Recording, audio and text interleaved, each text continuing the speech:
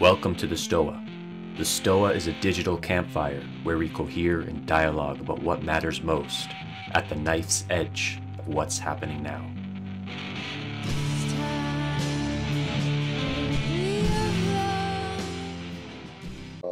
Get this on the screen. All right, does this work? You guys see the screen? Yeah, and by the way, you can also go to the link. You should be open on Google Drive. Yeah, so how do I scroll my screen? Okay, it does work. Yeah, so anyway, what is a pandemic? So I think most people aren't really thinking about the concept of pandemic in the right way. Like they're too focused on this idea of the virus. They have too much of a viral kind of tunnel vision. Like they think the pandemic's only about the virus, and a lot of people would criticize like people who take the virus seriously and just say, well, the virus is only killing whatever amount of people. But really, a pandemic isn't just the virus. It's like everything that's surrounding the whole situation. Like if the virus didn't exist in the first place, all these other things that's happening in the world also probably wouldn't happen, or would at least happen in a very different way. So you have to really consider the cascading effects and how it changes the shape of the world in general. And I think part of the reason why people think this way is the modern science has showed us that diseases come from specific pathogens. And it's really kind of ironic how a lot of these like so-called anti-science people really cling on to this fact. They basically say, oh, look at this thing that happened. They kind of make these memes where they show, for example, a person who died in a car crash and they say, this must be a corona death. But actually it kind of is. Because it's like, historically, basically like any crazy thing that happens during this whole time period of the plague is kind of considered part of the plague. People didn't really know what's causing the plague. So like anything that's crazy that's going on, especially like some sort of illness, they think it's part of the plague. And in modernity, really, there's even more crazy cascading effects, which we'll get to later. Like here. So look at all these possible cascading effects of the pandemic. Like we don't just have death from the illness, we also have all these other potential issues. And I guess I'm not gonna read out all of them, you guys can take a look.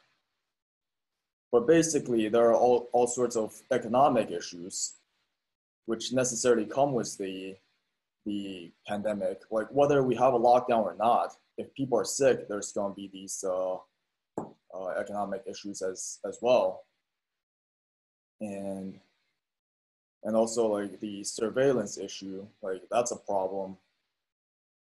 Like, do we really want to do contact tracing? Maybe not. It kind of depends on the situation.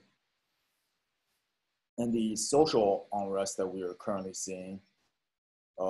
For example, like the Black Lives Matter situation, and also like the protests against the lockdown a couple weeks ago, those are all kind of related to the plague itself.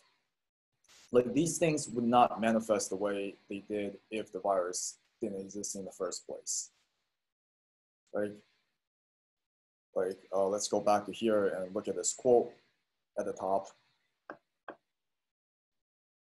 So basically, when the plague happens, it also brings in like a worse kind of plague, which by that, it basically implies the mimetic contagion, which means basically all these like social memes that people are spreading, and the emotional, like people's emotions are also very viral, and also ideas are also very viral. And those things spread during a pandemic in a way that's also very uncontrollable, because when people are already freaking out about the virus, they're gonna, like all these things are just gonna pile on, cascade together.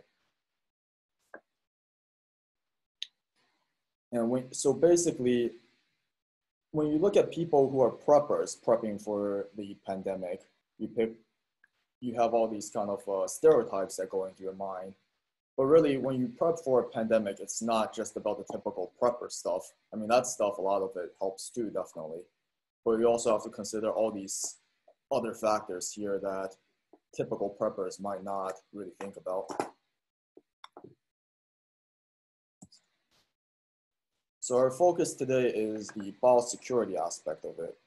And I think there's a couple issues that are being brushed over a lot by just most people who discuss the topic, especially the media really doesn't really give any attention to this, as well as there's a lot of sketchy things going on with institutions such as the WHO just kind of completely denying these possibilities.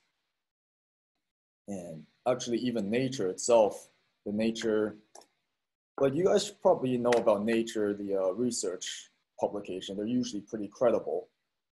But it's really weird at the origin of the pandemic, in basically immediately in January, they basically put these disclaimers on their papers saying, yeah, I know we wrote this stuff about the potential dangers of these types of experiments before, or like the problems with biosafety at certain labs in China before, but just completely ignore that. Don't think that the virus came from there at all. It definitely came from a wet market. That was a very suspicious narrative. And I wrote an article, an essay, it's probably more like 2 months ago, but got it. Wait, actually, it's been like, yeah, it's probably more like 3 months ago, but it got published probably early April, where I discussed several possible scenarios where it came from. It could come from a lab, but it's not necessarily an intentionally released bioweapon or anything like that. Like, there's so many possible mistakes that you can make in a lab where a virus can become more dangerous and then leak out. But like, I feel like even my essay was not that comprehensive. Like, if you watch videos by Brett Weinstein, Heather Haying, and then also a couple videos by Chris Martenson, they bring up a whole bunch of other possibilities and nuances that I haven't even discovered that I haven't even talked about in my paper. And yeah, I would definitely recommend you guys to check them out after this. So some of the topics they talk about are potential dangerous experiments like this accelerated evolution and creation of chimera viruses and gain of function research. And one thing I really like to stress is that these vaccine labs can also be converted to bioweapon labs. They're called basically dual use research. That's the technical term for it. It's something that can be used for both military and civilian purposes. Like, when you look at a lab, it has all these equipment. It's not clear what it's going to be used for. Like, you can easily claim that you're researching a vaccine, and all of a sudden, in a couple weeks, shift it to creating a bioweapon. And part of that problem is gain of function research. And gain of function basically means you give a virus more functionality. So for example, previously it couldn't infect humans, or previously it wasn't airborne, but let's make it airborne. And a lot of times the researchers will claim that this is for kind of simulating what will happen in case something bad happens. But that kind of increases the risk of something actually bad happening itself. So it's kind of like a paradox. So during the preparation period, you can actually end up creating a risk that wouldn't have existed in the first place. And I really like this diagram that Brett Weinstein and Heather Hayden made. This is in one of their podcasts. So they basically outlined what they think is the most possible origin of the virus, and I basically 100% agree with them. They went into a lot of great details about how things might happen. And basically what you see here is they think there's 90% possibility that it came from the lab, and it's most likely an accidental escape. But like when it accidentally escapes, there's a lot of possibilities for how it could accidentally. Like it could be bioweapon research, but it's probably the least likely possibility. It could also be pure research. It could also be for designing some sort of vaccine for some other illness. Before really, there's tons of types of research that, unless you're in that specific field, you can't even imagine what they're trying to study.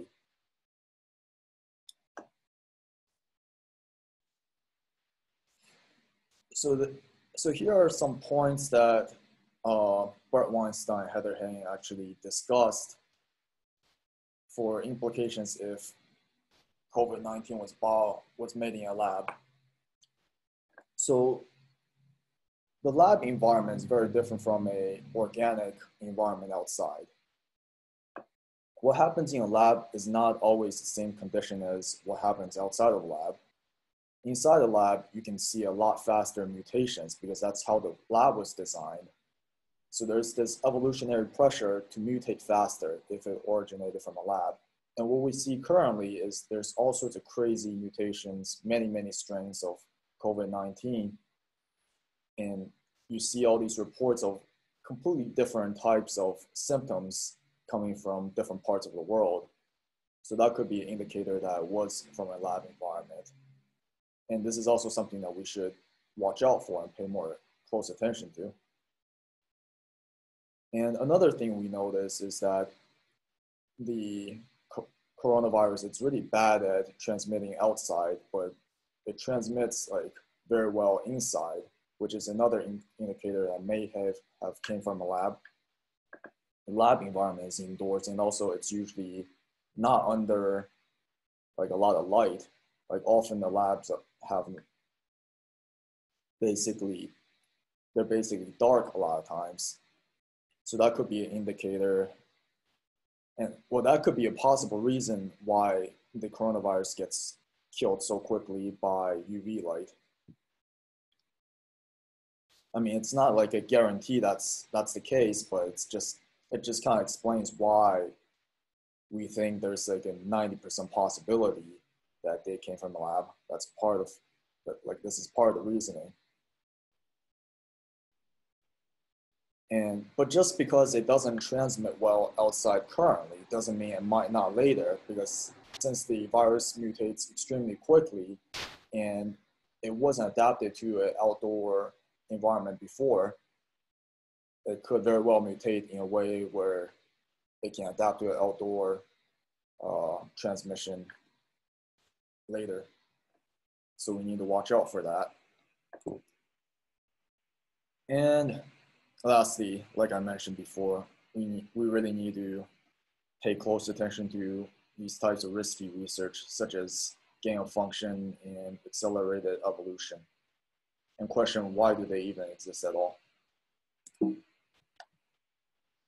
And here's some links to possible questionable research. Like one story recently was a monkey stole some blood samples from a lab technician in India. Like that's a pretty ridiculous kind of almost humorous situation, but it is kind of what goes on in labs. Not all the researchers are responsible, and even if they try to be responsible, sometimes they make mistakes. And when you deal with dangerous pathogens, crazy stuff like that just might happen, and that could get released out into the general public and affect a whole bunch of innocent people. It's a very likely possibility. And when you do research like infecting monkeys intentionally to see how to observe the virus, that's also very questionable, because anytime you infect an animal, you increase risk of it developing new mutations that might make the disease more dangerous. So if you think about just like the fact that we're even doing research on monkeys at all during this pandemic, it's kind of questionable. Like a lot of the things we do for the purpose of trying to make the situation better, it might just be making the situation worse. And another thing is like CRISPR and possible bioweapons in the future, but that's kind of like more down the line. And I would say it's not a current primary threat, but we have to think about the possibility of what if someone gets funding to do some sort of research for that's intended to be a treatment for COVID-19, but actually they're just creating bioweapons in their labs. Now, I don't know if that's actually happening, but we could end up going down this like very dystopian kind of feedback loop where you have one pandemic, and then during this pandemic, while people are trying to find cures, some of those people who are supposedly trying to find cures just end up creating the next pandemic, and just the cycle repeats. But hopefully that's not what's happening. But it's also hard to prevent it or even like find out about it, even if that's really happening. So that's something we really need to think about, and I don't even have a good solution to that. So what kind of action can we actually take? So I have a couple of proposals, and I feel like most of those probably will not be implemented, but they're interesting to think about. For example, why do we have just one healthcare system? Why don't we have two healthcare systems? Like currently, we just assume all diseases are treated equal, but they're not. Like some of them are contagious, some of them are not, right? You probably shouldn't treat a contagious disease in the same way as a non-contagious disease. Like a non-contagious disease, you should be able to handle in like a private system, and these diseases should be fairly normally distributed. But the contagious disease scales up exponentially, and it's basically a threat to public good. It's very distinct from a non-contagious disease. Like if you have a non-contagious disease, it doesn't really affect anyone else. But if you have a contagious disease, that's a threat to national security. That's a threat to everyone else around you.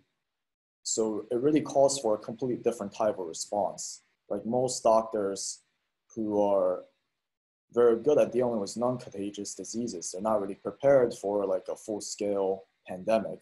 And we're kind of currently seeing that in hospitals. So if we have two separate healthcare systems, one that's like for the purpose of preparing for biosecurity threats, I think that would be a good thing.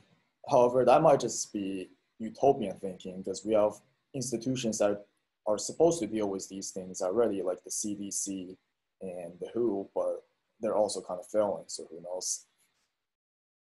And like I said before, we have to question the funding of certain types of research and why do they even exist in the first place. In fact, the head of CDC from a couple years ago, I think it was like 2014, he was questioning why some of these biosafety level 4 labs even exist. And maybe we should just cut them down to like only a few of them rather than however many we have currently. And just minimizing general comorbidities in public health is something we should also be doing. Like decreasing, for example, eating healthier to decrease obesity and heart disease. And general education of the public on biosecurity and biosafety. Yeah, so basically my own solution for preparing for future biosecurity threats is that I just create a new website. I guess I'm gonna make it into like official company pretty soon. I'm calling it Boreal Green, which basically my intention is to do preparation plans for various types of risks for private individuals and families. And I guess we'll see how that turns out. Hopefully this is something more people will be doing. All right, questions? Cool. So I'm gonna, if you can stop sharing your screen. Mm-hmm.